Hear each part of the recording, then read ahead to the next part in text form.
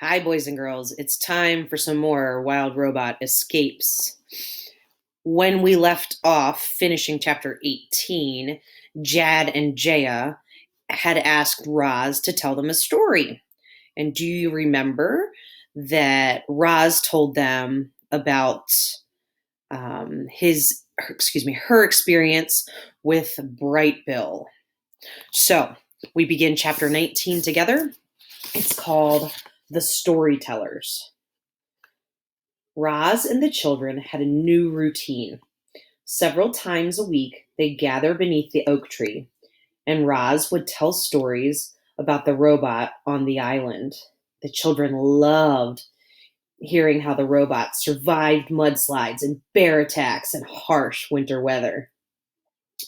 They loved hearing how she befriended the island animals, but the stories they loved the most were about the robot and her son, the goose.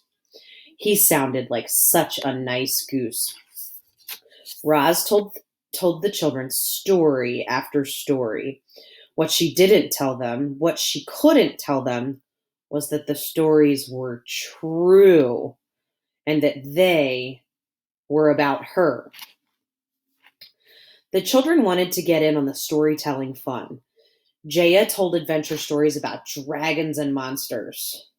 Jad told silly stories about aliens in outer space. But as the children grew more comfortable with Roz, they began talking about their own lives. They talked about growing up way out in the country. They talked about their schoolmates and their friends and their family. They talked about how their parents used to work together around the farm and how perfect everything was before the accident. In an instant, their lives were upended. Their mother was gone and their father was injured. Mr. Sharif tried to keep the farm going all by himself, but there was so much to do and he was so weak now. The farm machines powered along, doing their jobs as usual, but they needed to be maintained and monitored. Eventually, the machines started breaking down and the farm started falling to pieces. The children wondered if life would ever feel normal again. "That's why we got you, Roz," said the girl. "We needed you to save this place." "And that's exactly what you're doing," said the boy with a smile. Chapter 20 is titled Wild Animals. The Wild Animals. Wildlife can be very good for farmland. Insects pollinate the plants, snakes eat the pests, the droppings of rodents and birds and every other animal act as natural fertilizer. Roz wanted more of those helpful creatures on the farm, so she let the unused sections of the land go wild. Up from the ground emerged native weeds and flowers and woody brambles, and with the wild plants came wild animals. But then some creatures came skulking around who were not helpful at all. It started when Roz noticed a heavy scent floating on the breeze. I bet you know what that is, boys and girls. She followed the scent out to a narrow strip of the forest on the edge of the property. There were clumps of fur in the undergrowth and claw marks in the dirt. There was blood, too. Lots of it. And then she found the carcass. A deer had recently been killed and eaten. Well, my prediction was a skunk. Now I'm going to have to say I'm going to change that idea. The robot's head slowly spun around as she scanned the area. Not far from the carcass was a pile of droppings. It looked like it might have come from a dog. But Oscar wasn't large enough or ferocious enough to kill a deer. What kind of animal could have done this? Roz had been standing there at the edge of the property for a while. She imagined Mr. Sharif in his office, sitting at his computer, eyeing her location on the map. Any minute now, he would hobble out to his truck and come racing down the driveway to check on her. Roz didn't want to upset the man, so she left the carcass where it was and returned to her work. But from then on, she kept a careful watch for signs of trouble. Yeah, a dead deer and dog droppings. Interesting though, my original prediction was that the heavy scent of an animal was a skunk. I wasn't thinking that it was a dead animal, so I had to revise my idea as I learn more when I read, which is what good readers do. Okay, chapter 21 The Howl. It wasn't long before Roz found more signs of trouble. Furry faces poking out from the bushes, musky smells lingering in the fields, silhouettes or shadows trotting through the moonlight. And then, one night, she heard it, the long, menacing howl of a wolf. Chapter 22 The Wolves. The attack happened at dusk. 7 beastly shapes bounded over the fence into the pasture. Old Annabelle had wandered off from the herd, and now she made an easy target.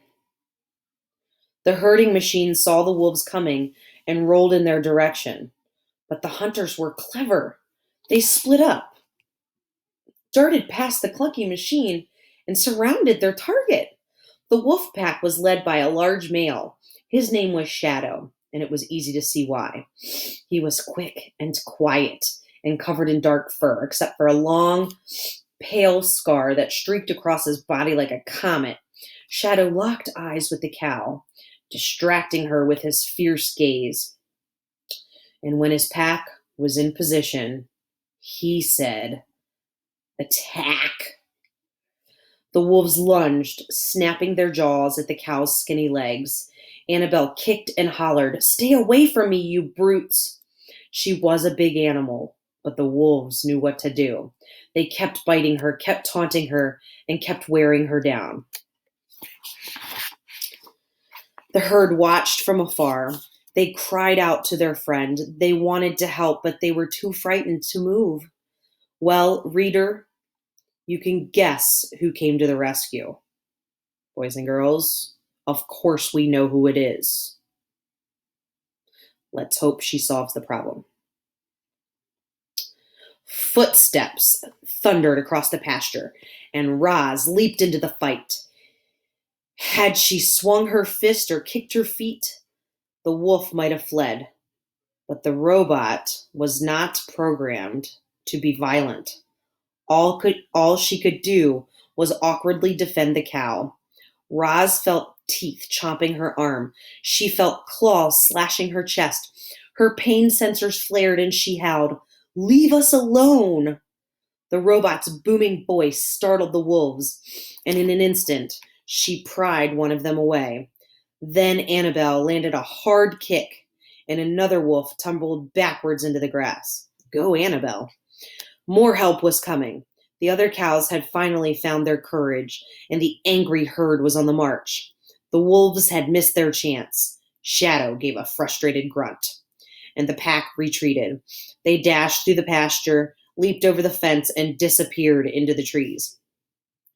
The robot activated her headlights, and shaft of lights beamed out from her eyes. While the herd crowded around, Roz carefully examined Annabelle's injuries. "I need to clean and dress these bite wounds," said the robot, "but you will be okay." So to dress the wounds, boys and girls, means to cover it with something after it's been cleaned, almost like a bandage or like gauze. "Of course I will be okay," the cow panted. "I'm old, but I'm feisty. Those wolves don't scare me." Annabelle talked tough, but there was no mistaking the fear in her eyes. All the cows were afraid. They knew that if the wolves attacked again, their next victim might not be so fortunate. Boys and girls, that is where I pause this evening. I hope you enjoyed these few chapters of The Wild Robot Escapes. That was just for fun. Thank you, and we'll be seeing each other again soon. Bye, boys and girls.